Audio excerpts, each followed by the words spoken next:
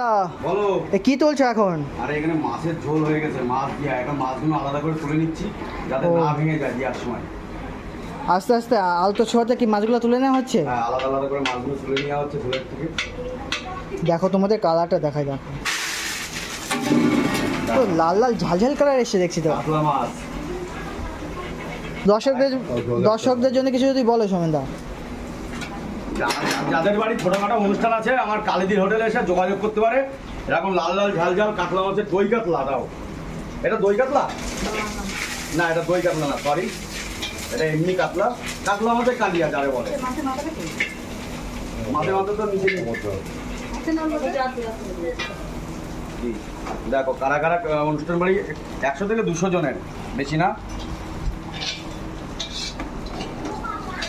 তো দেখো এখন তুলে নেওয়া হচ্ছে।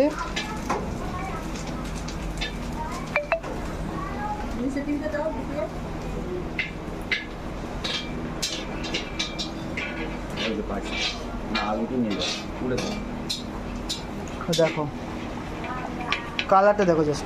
তো চলো বন্ধুরা, এখন মাছ তোলা হোক। আর ভিডিওটি যদি ভালো লাগে লাইক কমেন্ট শেয়ার এবং ফলো করো। দেখা হচ্ছে পরবর্তী ভিডিওতে। বাই।